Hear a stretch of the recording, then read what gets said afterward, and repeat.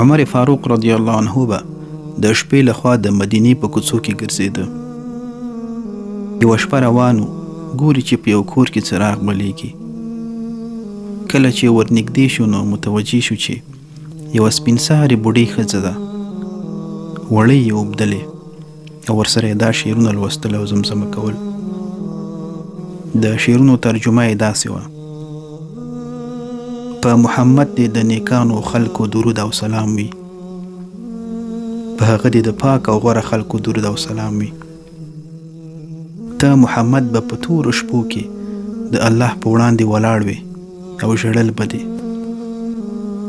کاش کې زه خپل محبوب ته ورسېږم او زما او د محبوب محمد کور یو ځای شي. عمر فاروق رضی الله عنه هم هلته ناست و او د رسول الله علیه السلام د ذکر په اورېدو ورپسې ډېر زیات خفه شو او سخت یې وژړل. دروازه یې ور وټکوله. د دروازې په ټکېدو سره د شعر ویل بند شو او بوډۍ ښځې ور غږ کړ: څوک یې چې دروازه ټکوي؟ عمر رضی الله عنه ورته ځواب ورکړ: عمر یمه.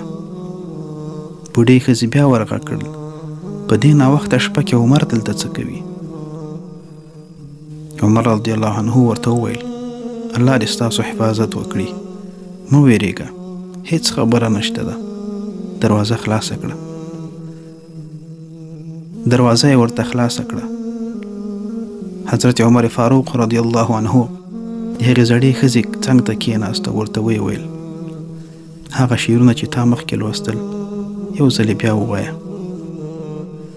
د عمر رضی الله عنه د دې خبرې په اورېدو سره د رسول الله علیه السلام د هغې عاشقې بوډۍ غم او خفګان دوه چنده شو او بیا یې په ډېر غمجن غږ کې د رسول الله علیه السلام په یاد کې هماغه شعرونه بیا بیا تکرارول. کله چې هغه وروستي بیت ته ورسېده نو حضرت عمر رضی الله عنه په داسې حال کې چې ژړل یې ورته وویل: ما هم په خپلو دعاګانو کې شامل کړه او ووایه چې الله تعالی دې موږ دواړو ته په آخرت کې د رسول الله علیه السلام ملګرتیا او وصال نصیب کړي. او دا دعا هم راته وکړه چې ای الله عمر وبخه. بوډۍ ښځې لاس پورته کړ او دا دعا یې ورته وکړه چې ای الله عمر وبخه. د دې دعا په اورېدو سره عمر فاروق رضی الله عنه ډېر زیات خوشحاله شو او بیرته وګرځېد.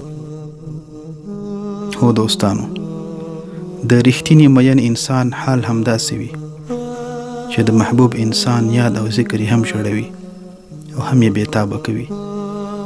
او دا خو بیا داسې زړه بایللي کسانو چې د شپو په یوازیتوب کې به یې د خپل محبوب په یاد کې ژړل او د هغه د وصال ارمان یې درلود. موږ باید خپل حال ته وګورو چې زموږ څومره شپې، څومره وختونه داسې تیر شوي دي چې په هغو کې مو زموږ رسول علیه السلام یاد کړی دی او په یاد کې مو اوښکې تویې کړي دي. هغه انسان چې د ټول بشریت لپاره رحمت را لېږل شوی و.